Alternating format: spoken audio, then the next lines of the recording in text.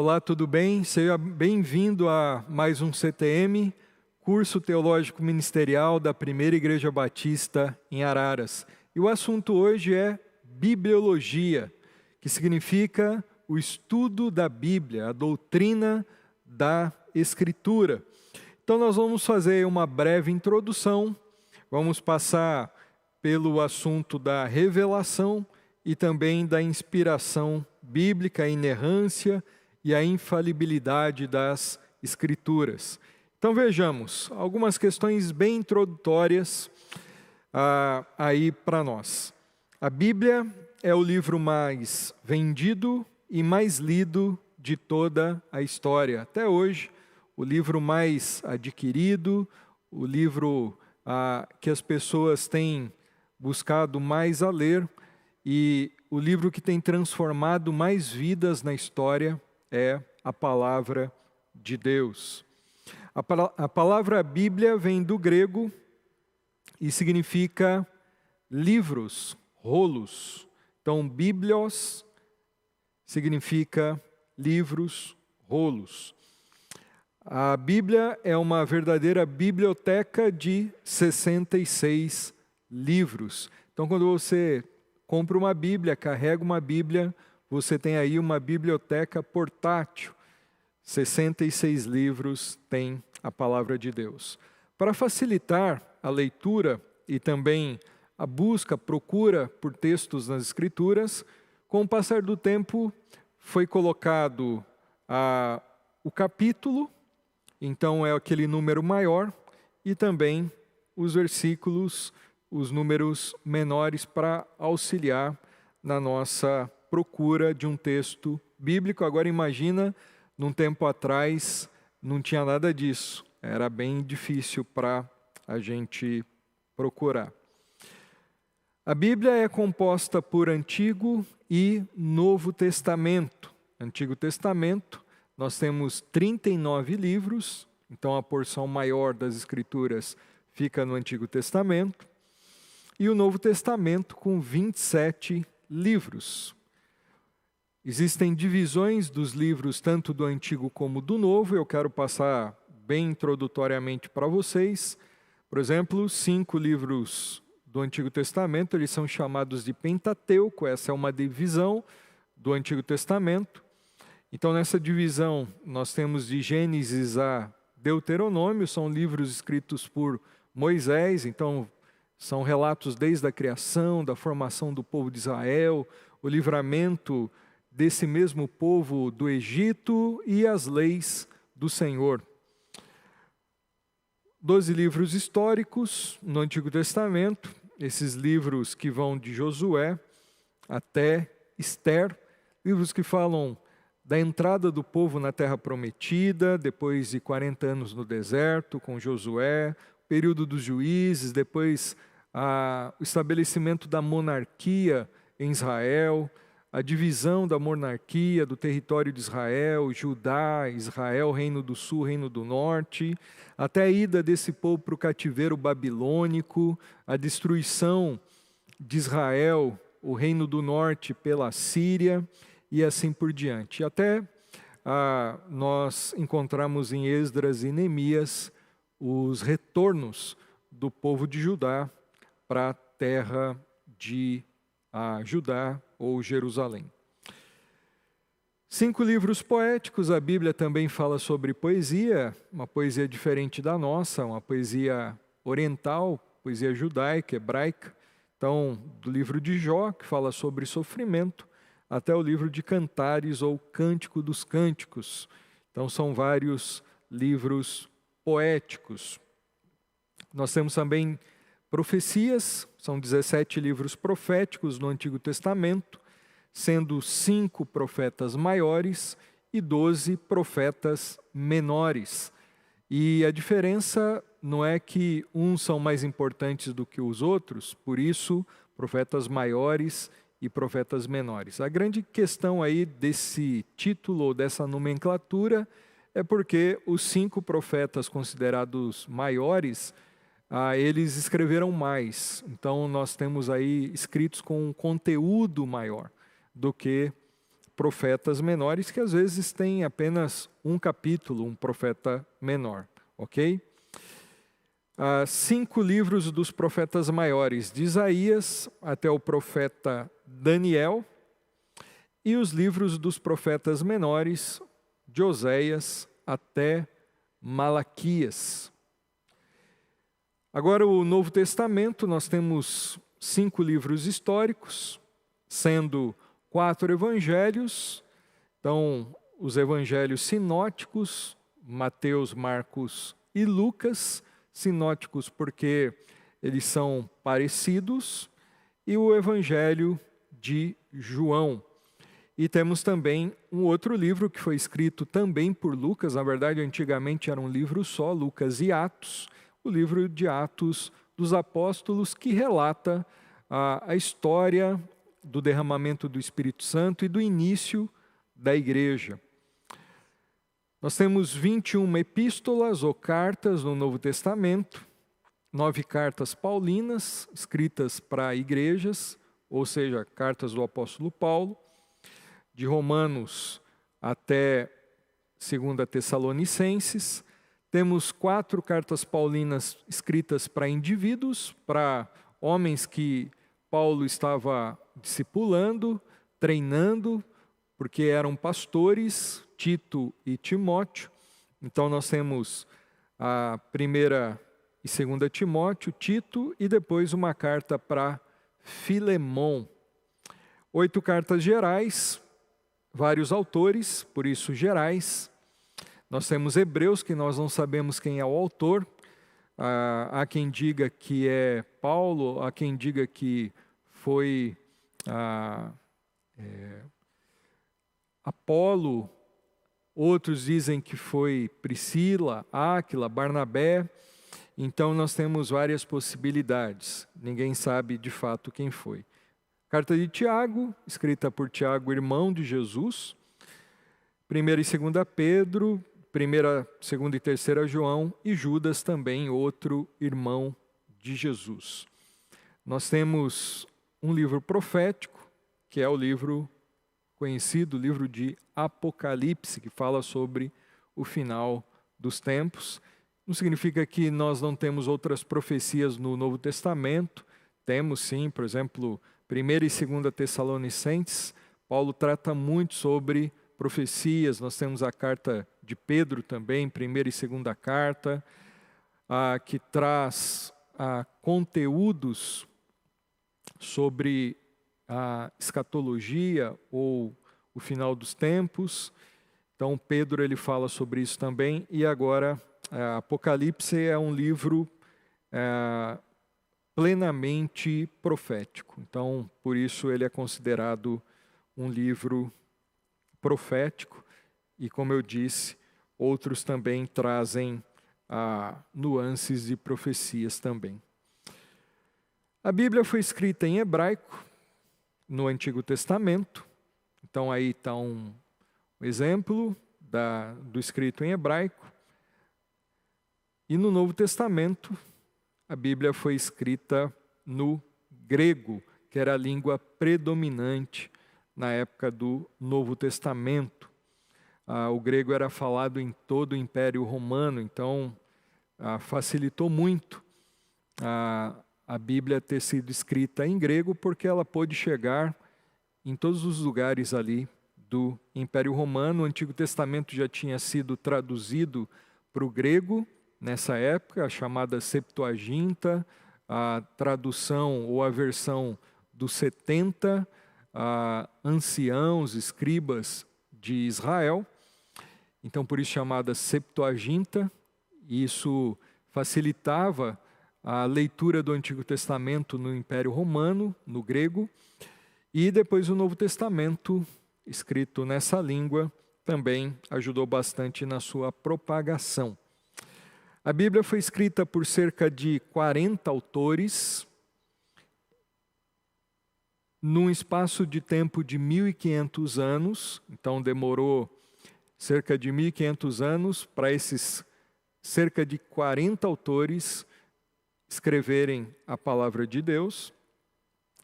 Então são autores espalhados por todos os lugares, várias regiões, várias culturas diferentes, épocas diferentes.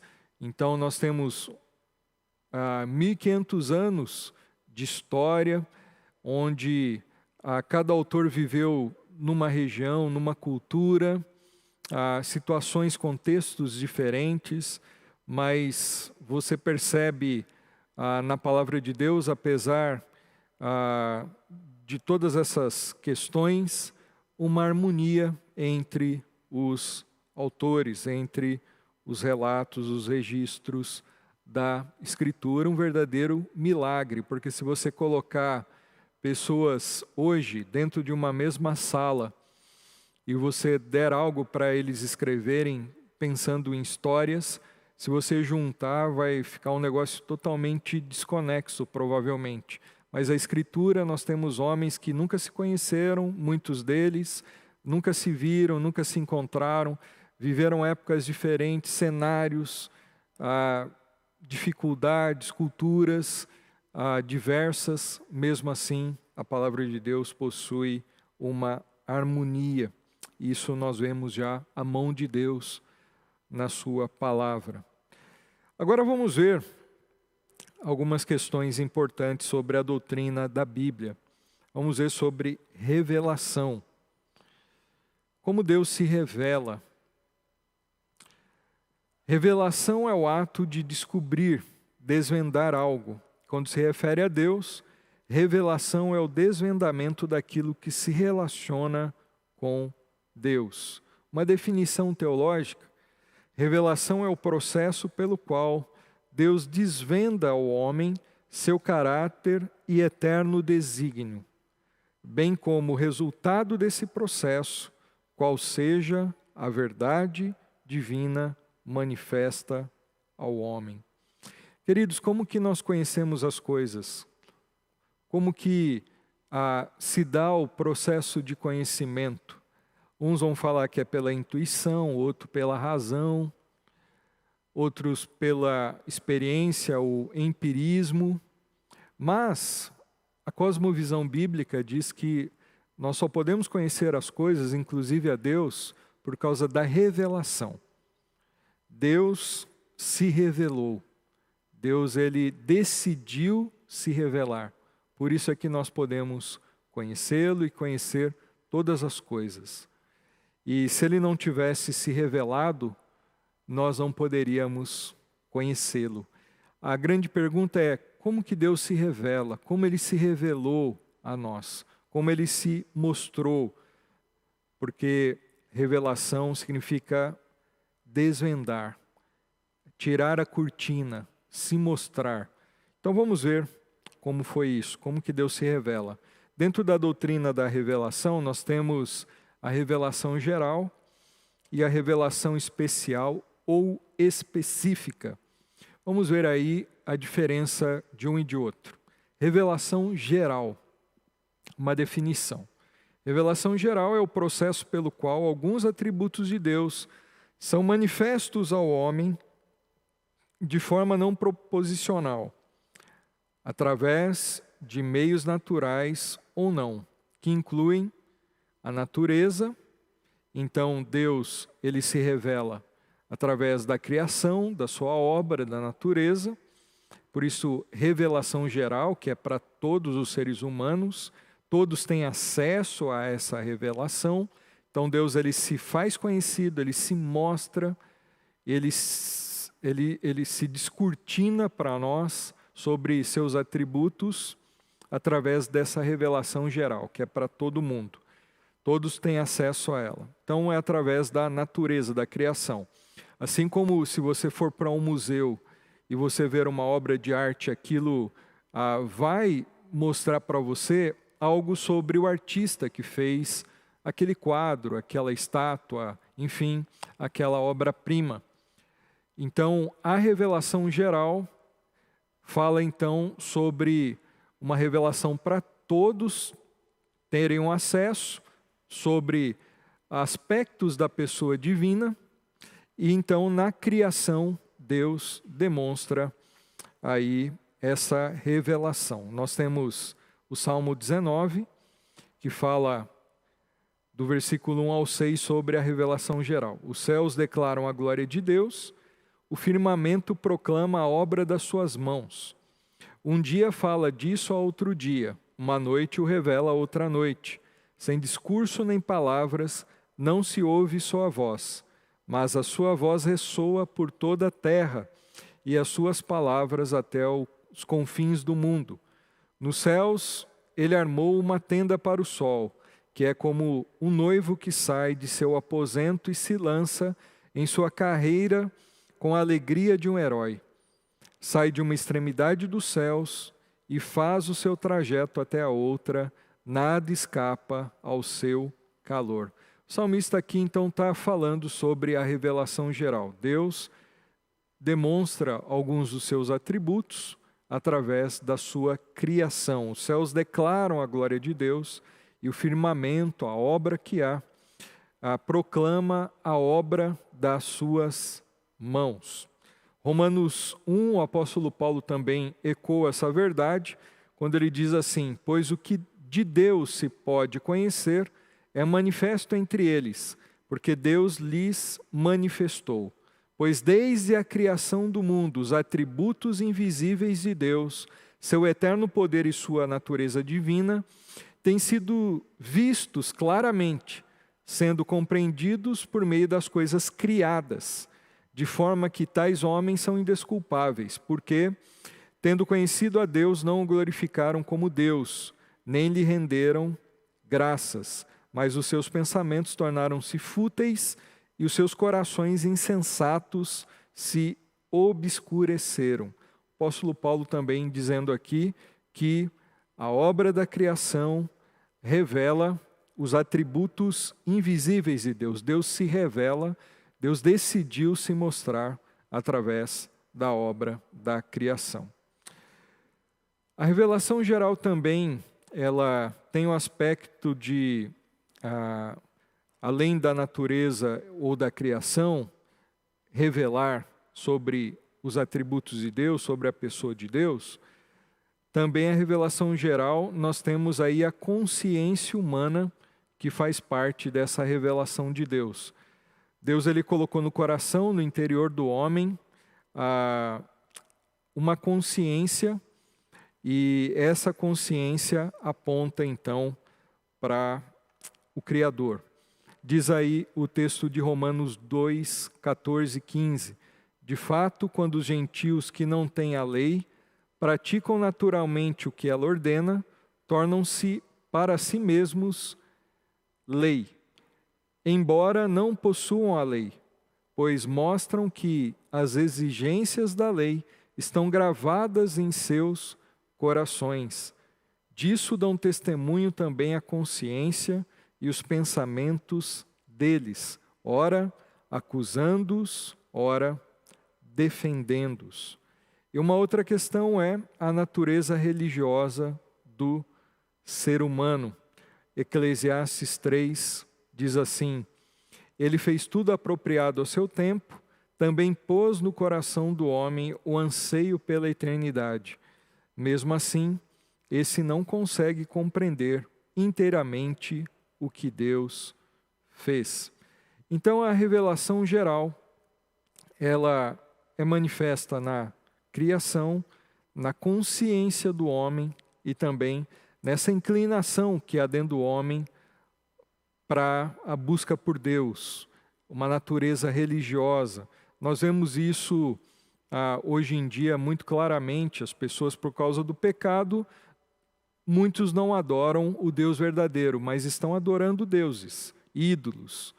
E isso então aponta para essa natureza interior do homem que Deus colocou no ser humano, primeiramente para adorar a Deus. Mas depois o pecado entrou no mundo e corrompeu o ser humano, e então hoje o homem tem a eternidade dentro de si, uma busca pelas coisas eternas por Deus, mas por causa da corrupção acaba adorando a criatura ao invés do Criador. Mas isso aponta para o fato de que Deus ele se revela a todos, né? É por isso a revelação geral. Agora, algumas limitações da revelação geral. Não expõe claramente a natureza moral de Deus e do homem.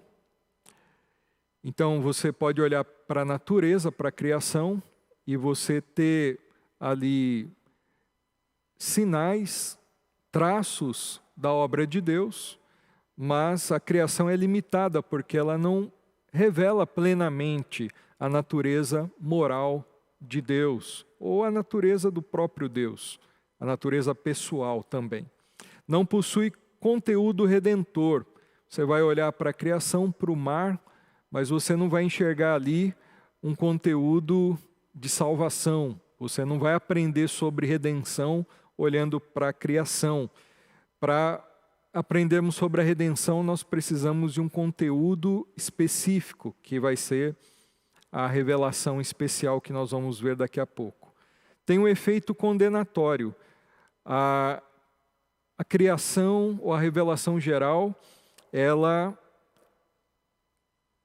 revela Deus, mas ela não tem um conteúdo redentor.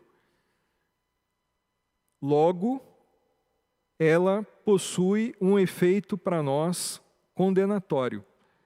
Você não conhece plenamente a Deus, mas você sabe algo sobre Ele, e aquilo não é eficaz para você ser salvo com esse conhecimento da revelação geral, mas, como o apóstolo Paulo fala, os homens vão se tornar indesculpáveis diante dessa revelação. Não revela Deus de uma forma específica. O que vai revelar Deus de uma forma especial é a revelação específica, porque ali Deus vai falar como Ele é. Ok? Então é isso que nós vamos ver agora. Revelação especial ou específica. Uma definição é: revelação especial é a autorrevelação da pessoa, das obras e propósitos de Deus em forma proposicional, por meio da história da redenção, da pessoa de Cristo e do registro das Escrituras. Então, algumas características da revelação especial. Ela é limitada àqueles que têm acesso ao registro bíblico, em forma escrita ou oral, e ela é eficaz em promover a redenção. Se a revelação especial ela demonstra isso, a revelação geral que a gente viu, ela é limitada nesses aspectos aqui. Através da revelação especial, nós podemos conhecer a obra da redenção, porque o registro bíblico traz isso. E, por outro lado, ela é limitada no sentido do acesso. A pessoa ela precisa ter o acesso das Escrituras para ter acesso à revelação especial. Algumas bases bíblicas sobre a revelação especial. A Bíblia mostra Jesus como revelação especial, nesses textos que estão aí colocados para vocês. Então, não só a Escritura é revelação específica de Deus, especial, mas o próprio Verbo, a própria palavra encarnada, o próprio Filho de Deus é revelação especial. Hebreus 1 fala assim: há muito tempo Deus falou, muitas vezes de várias maneiras, aos nossos antepassados por meio dos profetas, mas nesses últimos dias falou-nos por meio do Filho, a quem constituiu o herdeiro de todas as coisas e por meio de quem fez o universo. O Filho é o resplendor da glória de Deus e a expressão exata do seu ser. Então, o autor de Hebreus aí falando que Jesus, ele é essa revelação especial de Deus. Deus agora falando conosco, se mostrando, se revelando a nós quem Ele é através do seu Filho. João 1,18: ninguém jamais viu a Deus, mas o Deus unigênito que está junto do Pai o tornou conhecido. Jesus diz: quem vê a mim, vê o Pai. Então, Deus ele se revela através da segunda pessoa da Trindade encarnada. Revelação especial aí, mais uma base bíblica, agora a Bíblia como revelação especial. 1 Coríntios 15, 3-4, pois o que primeiramente lhes transmiti foi o que recebi, que Cristo morreu pelos nossos pecados, segundo as Escrituras, foi sepultado e ressuscitou ao terceiro dia, segundo as Escrituras. Então a obra de Deus sendo revelada aqui, a redenção, através das Escrituras. Então uma revelação especial. Se revelação geral não explica para nós a redenção, não tem como, porque é muito subjetivo você olhar para a criação. A revelação especial ela é objetiva, ela mostra como que nós somos redimidos. Então nós vimos um texto sobre isso. E tem outros textos mostrando a palavra de Deus como revelação especial. Agora vamos falar um pouquinho sobre inspiração.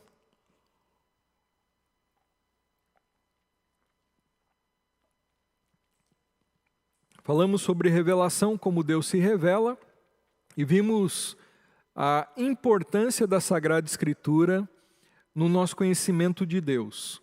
Sem a palavra de Deus, sem a revelação especial de Deus, nós não poderíamos conhecê-lo. A palavra de Deus é um livro onde Deus se revela a nós.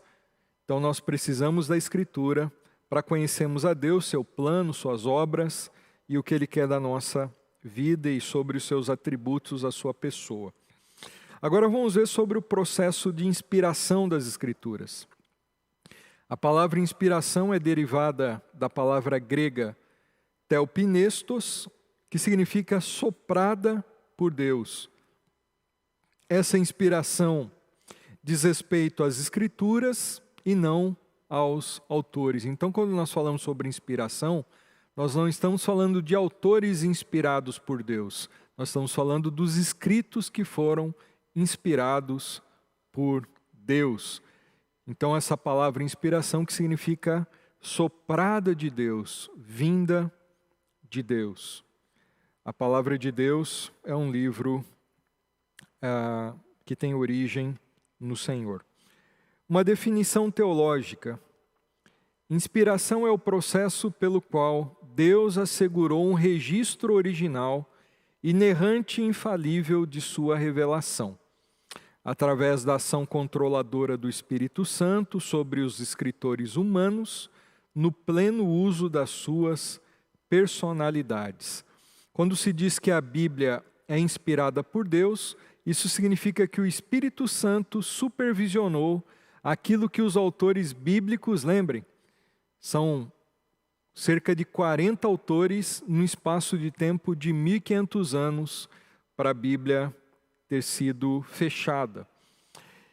Então Deus, através do seu Espírito, supervisionou esses autores que escreveram nos autógrafos, isto é, nos escritos originais, de tal modo que eles o fizeram sem cometer qualquer erro. Deus não ditou as palavras da Bíblia, apenas poucas partes foram provavelmente ditadas, principalmente na lei. Nós vemos isso claramente no Antigo Testamento. Nem tampouco os autores bíblicos entraram em estado de êxtase, transe, para escrever os livros. O que Deus fez na realidade foi mover ou dirigir os escritores para que compusessem sua revelação usando suas personalidades, culturas e faculdades mentais. Desse modo, pode-se dizer que Deus falou através do homem. É importante destacar que não é correto dizer que os autores bíblicos foram inspirados por Deus.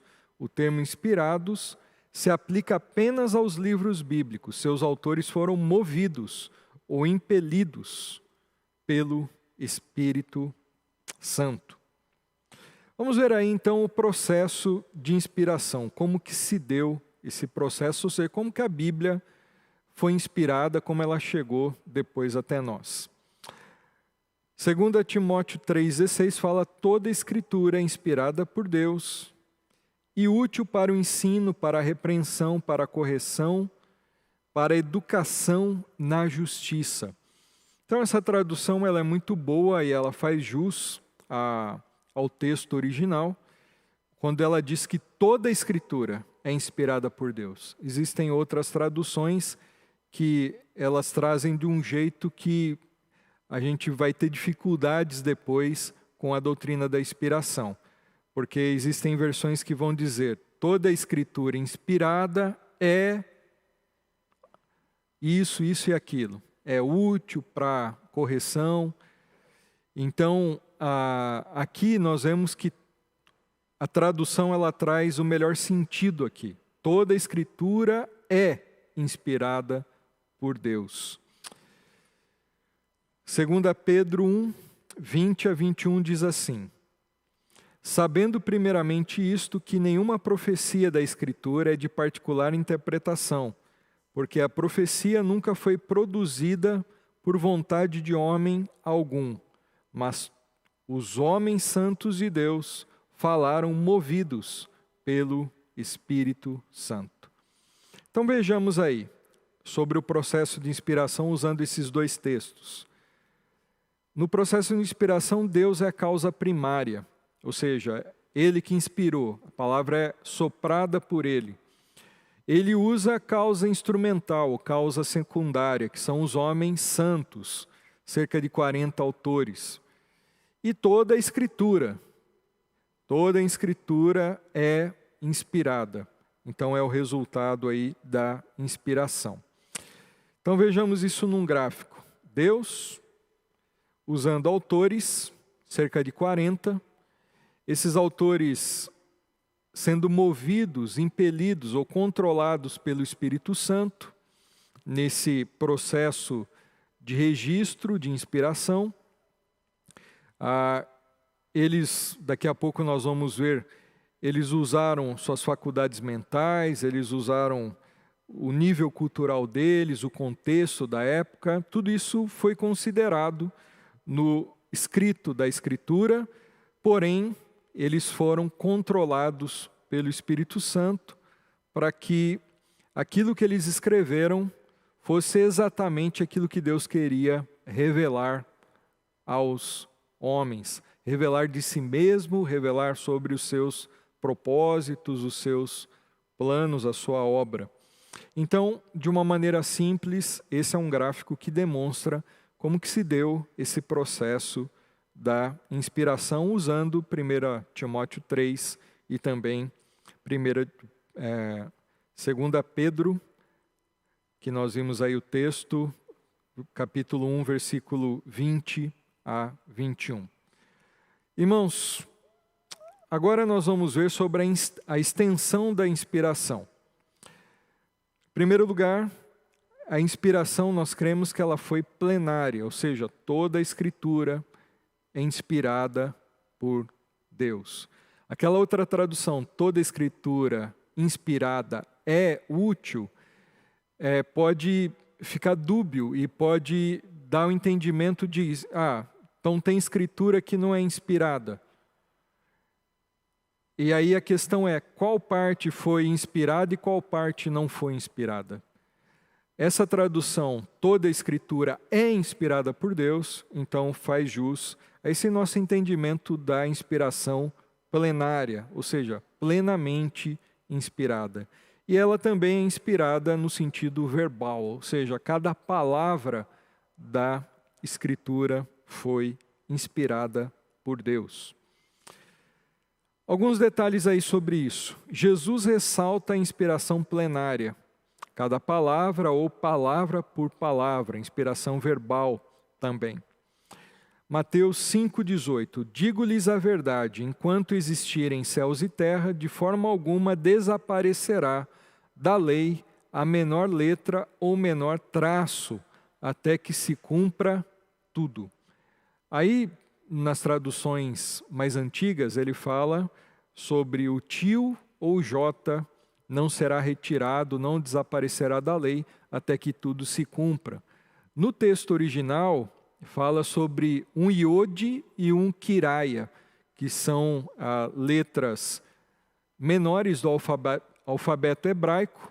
O iode é a menor letra, está aí um exemplo, o iode, e também o Quiraia, que é um pedaço de letra. Então Jesus está exaltando os mínimos detalhes, as menores letras na Escritura Sagrada, dizendo que tudo isso é importante. Então nós temos aí Jesus realçando sobre o valor da inspiração da palavra de Deus, palavra por palavra foi inspirada pelo Senhor. Outro texto, Jesus respondeu: está escrito, nem só de pão viverá o homem, mas de toda palavra que procede da boca de Deus.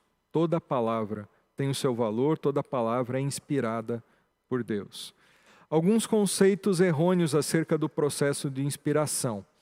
O primeiro é a inspiração estática, que é aquela ideia de que os autores eles entraram num tipo de transe, de êxtase, eles não tinham um domínio próprio, e então o Espírito Santo usou esse momento de transe, eles ficaram passivos, e o Espírito Santo ativo ali, revelando para eles aquilo que eles deveriam escrever. Mas nós não temos base para dizer que eles entraram em transe como alguém que fica ali psicografando alguma coisa, ok? Então ela não foi estática no sentido de êxtase. Um outro conceito errôneo é o conceito da inspiração mecânica, que é a ideia do ditado. Então Deus ditando e os autores escrevendo. Porque isso exclui a personalidade dos escritores humanos.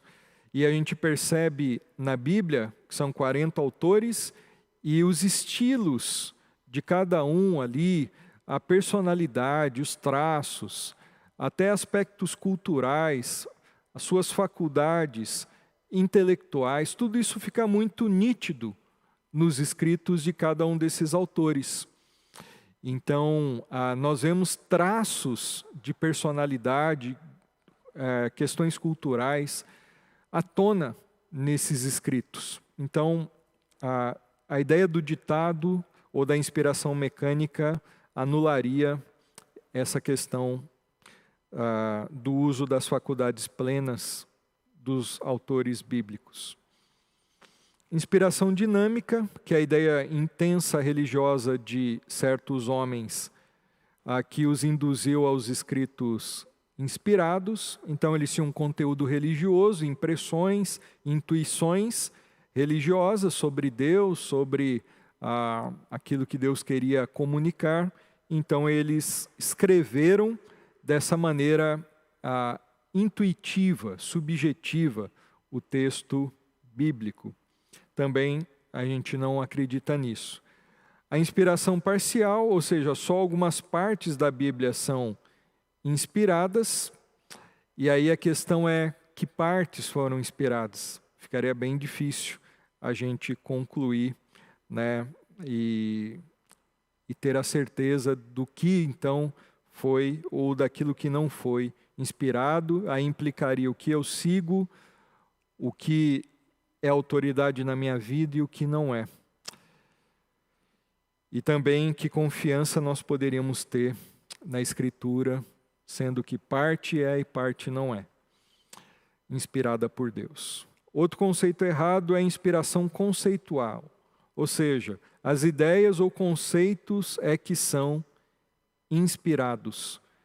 Então, isso aqui vai na contramão da inspiração plenária e verbal, onde toda palavra e palavra por palavra, de capa a capa, a Bíblia foi inspirada. Então aqui, nessa ideia, os conceitos, as ideias foram inspiradas. O problema é que conceitos são formados por palavras, e então nós cremos que não só os conceitos são inspirados, mas toda a Escritura Sagrada. Diversas perspectivas quanto à Bíblia e sua inspiração.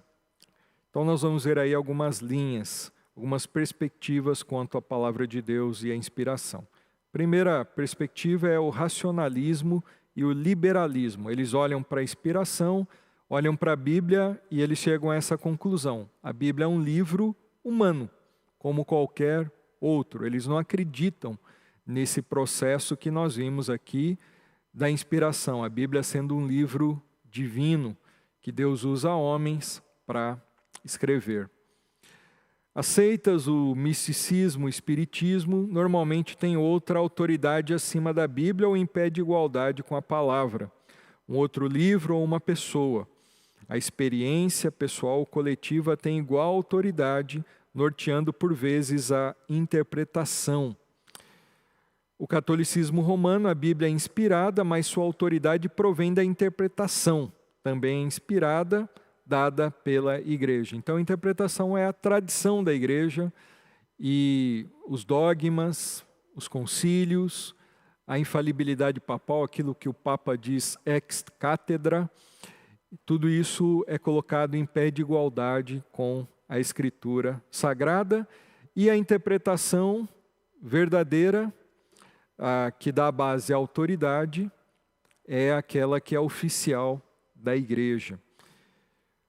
Correntes evangélicas contemporâneas, desde a inspiração parcial nós encontramos, ou seja, algumas partes são inspiradas e outras não, então algumas igrejas evangélicas seguem essa linha. Inspiração gradual, umas partes são mais inspiradas do que outras, a gente encontra de tudo. Temos também o ultrafundamentalismo, que diz que a Bíblia foi ditada palavra por palavra, e já vimos que ela não teve essa inspiração mecânica do ditado, apenas alguns trechos. E os conservadores ou os reformados que creem na inspiração verbal e plenária, que é o que nós cremos aqui. Palavra por palavra, e toda a Escritura, ela foi inspirada por Deus. Ok? Depois de falar sobre a inspiração, nós vamos terminar falando sobre inerrância e infalibilidade das Escrituras.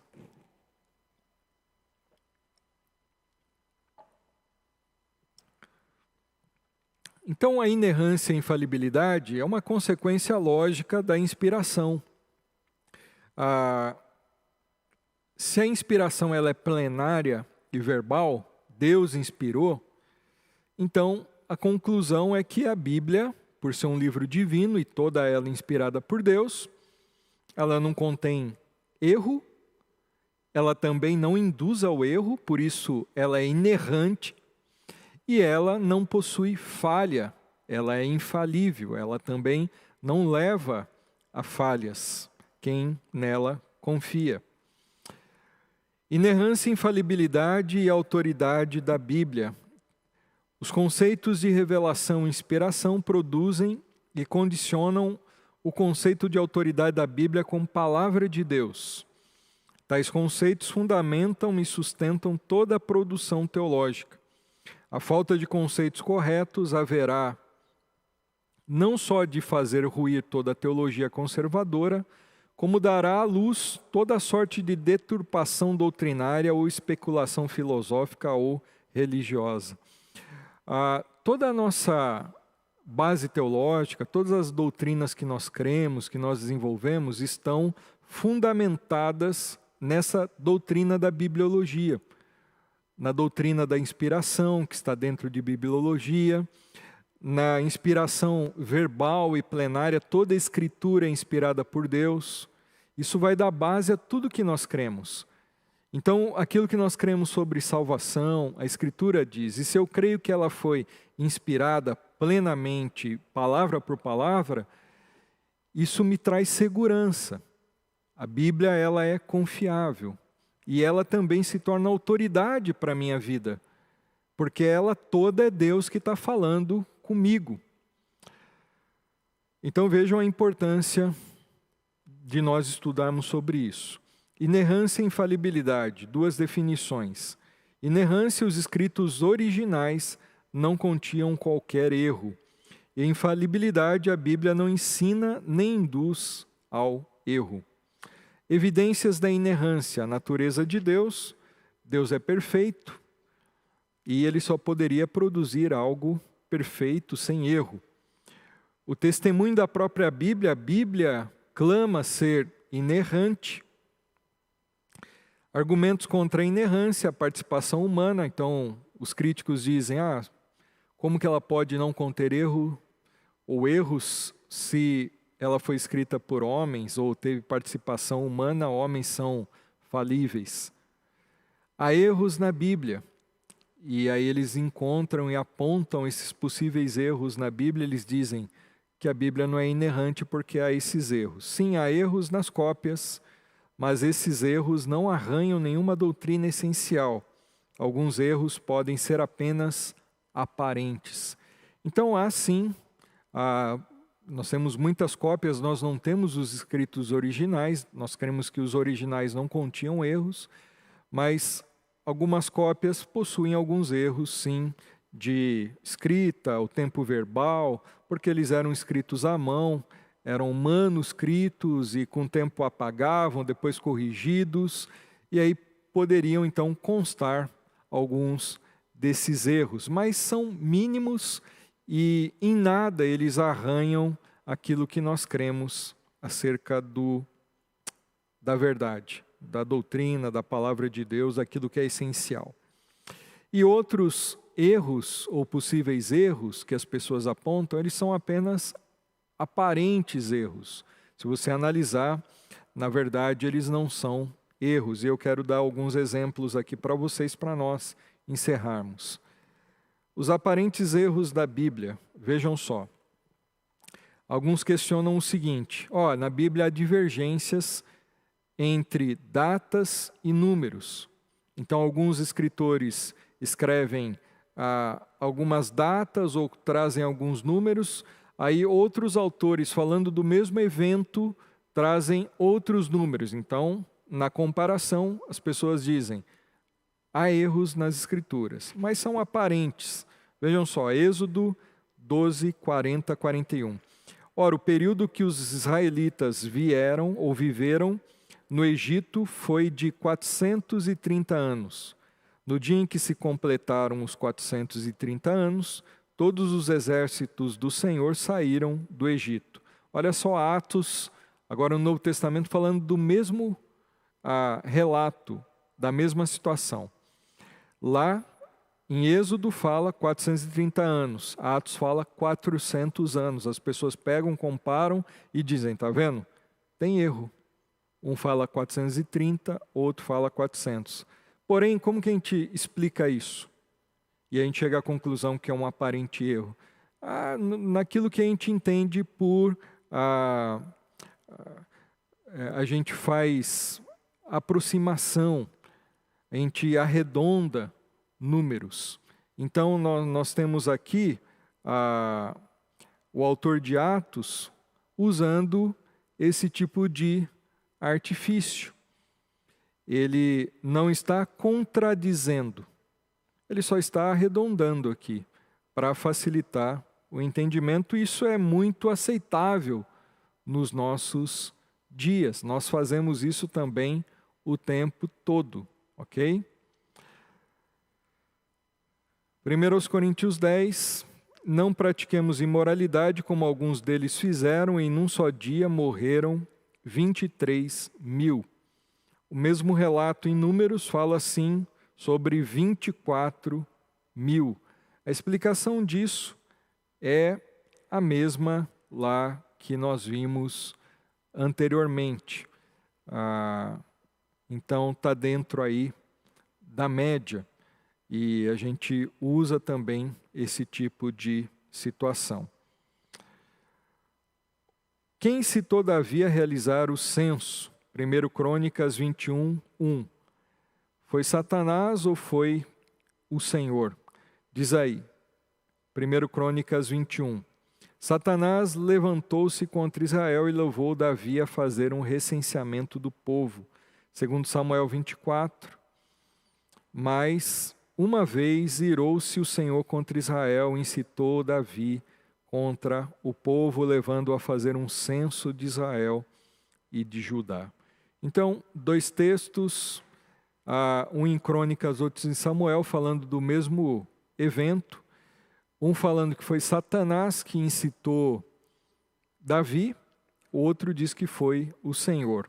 Então, como que a gente sai dessa aparente contradição ou desse possível erro?